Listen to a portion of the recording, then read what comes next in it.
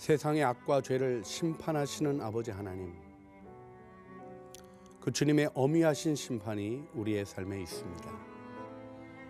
그러나 주님, 오늘 우리가 주님의 사랑을 의지하여 그 심판이 오히려 우리를 구원하시는 영광으로 세워지기를 소원하며 하나님 앞에 나아갑니다. 우리의 삶을 사랑하셔서 우리 인생을 긍휼히 여기셔서 십자가 보혈로 구원하여 주신 주님, 우리가 그 구원의 사랑을 바라보며 그 언약의 능력 안에 견고히 서기를 소원하여 기도합니다.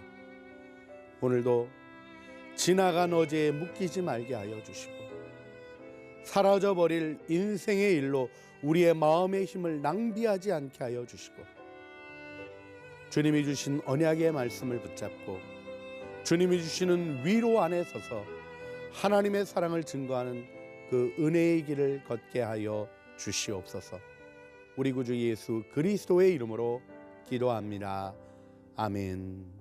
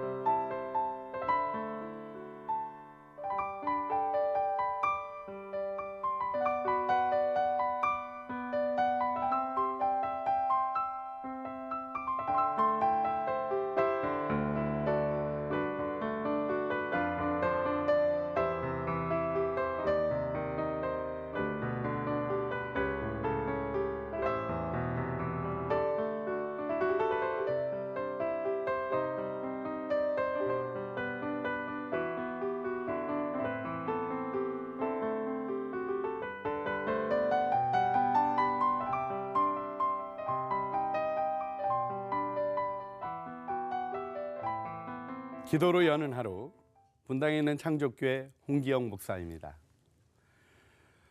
오늘 본문을 보면 하나님께서 홍수 심판 이후에 무지개 언약을 우리에게 주십니다.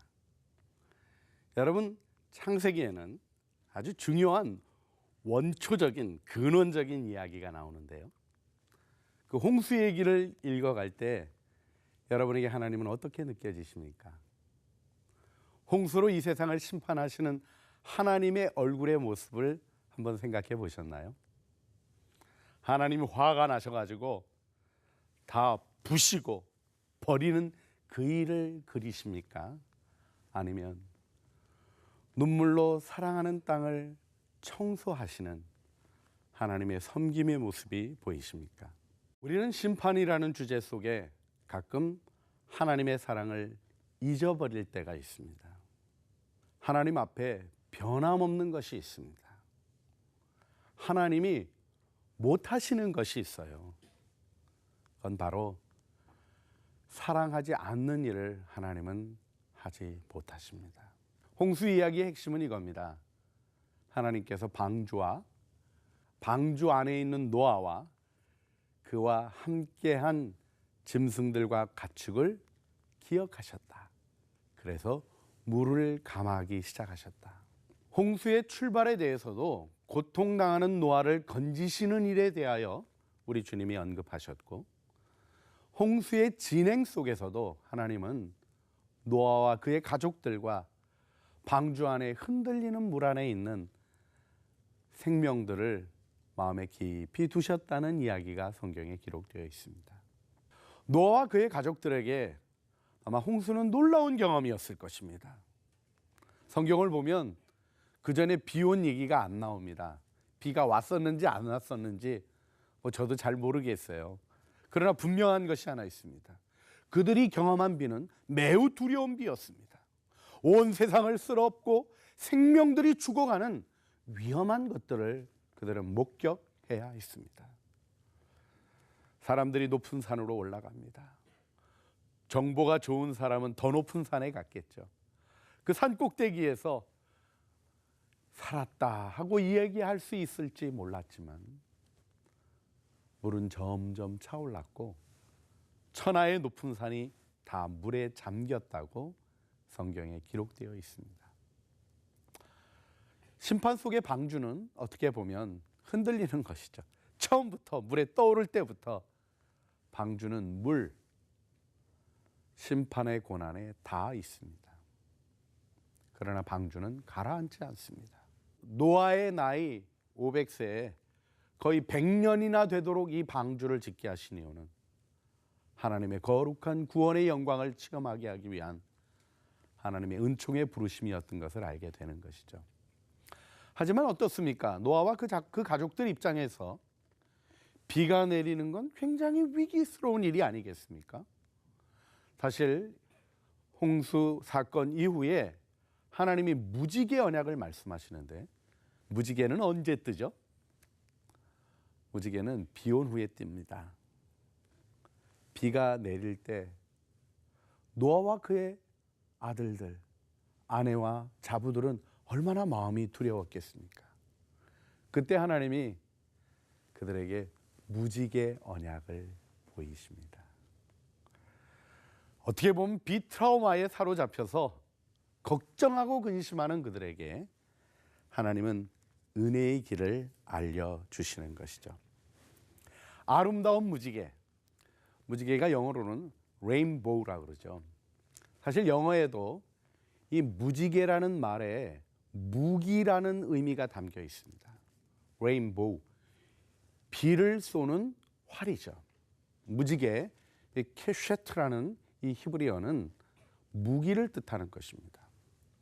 무지개는 다름 아니라 인간의 죄를 심판하시는 하나님의 심판의 도구입니다. 하나님이 비화살을 쏘셔서 하늘의 궁창들을 여시고 땅의 샘들이 솟아나게 하심으로 온 세상이 물에 잠겼던 것이죠. 근데 하나님이 그 심판의 도구를 하늘에 거십니다. 이것이 하나님의 사랑의 표현입니다. 무지개가 아름답게 걸립니다.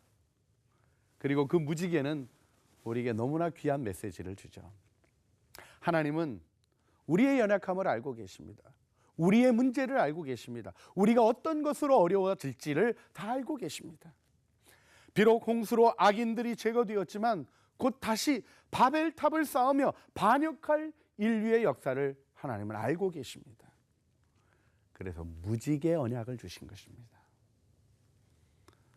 무지개가 하늘을 향하여 걸려 있습니다. 무지개가 이렇게 아래로 걸려 있지 않고 이렇게 하늘을 향하여 걸려 있습니다. 무엇을 의미합니까? 다시 죄악으로 말미암아 이 심판이 가동돼야 한다면 활이 하늘을 향하여 가도록 무지개를 걸어 놓으신 것입니다. 내가 맡겠다.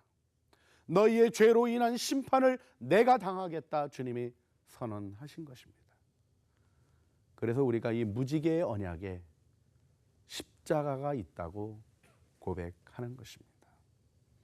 주님은 우리의 연약함 다시 새 출발을 시켜주어도 망가뜨리고 반역할 우리의 삶을 아셨기에 주님은 우리를 사랑하시고 우리의 길을 인도하시며 우리를 은혜 안에 구원하시기 위하여 사랑의 언약을 보이시는 것이죠.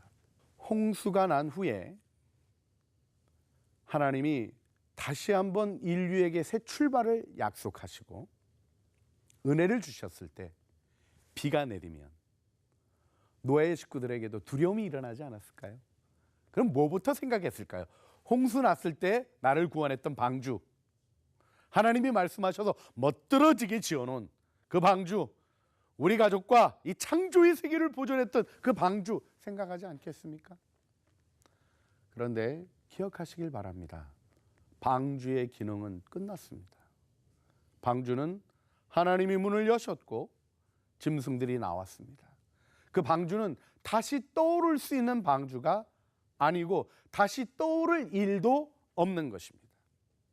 그렇습니다.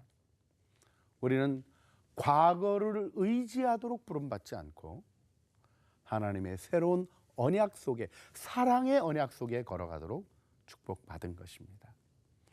오늘 주님은 노아와 그의 가족들, 그리고 이 창조의 세계와 더불어 무지개 언약을 세우십니다. 아름답게 펼쳐진 무지개. 그렇습니다.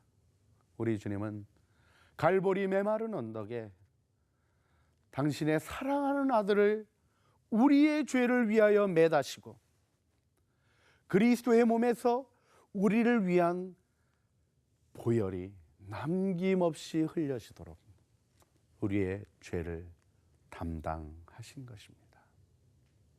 언약은 하나님이 주시는 일방적인 은혜의 약속입니다. 무엇을 의지하고 오늘 하루를 살아가시겠습니까? 옛적에 있었던 은혜, 귀중하고 감사한 것이지만 오늘 무지개 언약으로 나를 부르시며 십자가를 바라보게 하시는 하나님의 부르심에 응답하시는 귀한 하루를 보내지 않으시겠습니까? 이제 우리가 주님이 주신 말씀 안에서 우리의 마음을 세워 하나님의 은혜 안으로 나아가는, 그래서 무지개의 아름다운 감격 속에 하늘의 무지개를 바라볼 때 내 가슴은 뛴다고 얘기했던 시인의 고백처럼 우리의 마음속에 솟아나는 감격으로 하나님의 사랑으로 걸어가는 귀한 하루가 되시기를 간절히 주님의 이름으로 축원합니다.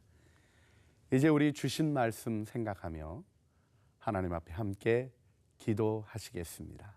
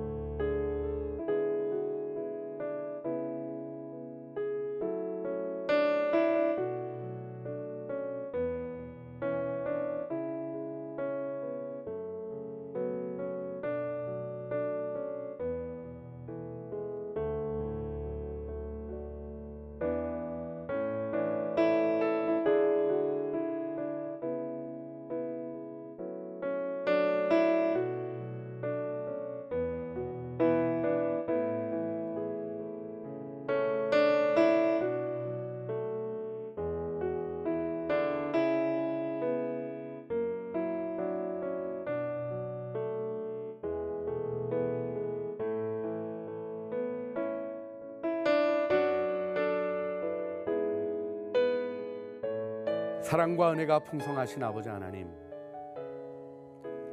홍수의 심판 이후에 두려워하는 노아 식구들에게 주님이 무지개 언약을 보이시고 소망 안에 인도하여 주신 사랑과 은혜에 감사드립니다.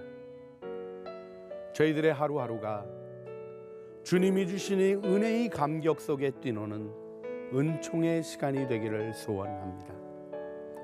내가 알고 있고 내가 경험했던 과거의 안전장치가 아니라 우리 하나님의 언약의 말씀을 의지하고 예수 십자가 보혈이 가져다주는 그 사랑의 증거를 따라 하나님의 약속을 굳게 믿고 아름답게 마음의 평강을 회복하는 귀한 하루가 되게 하여 주시옵소서.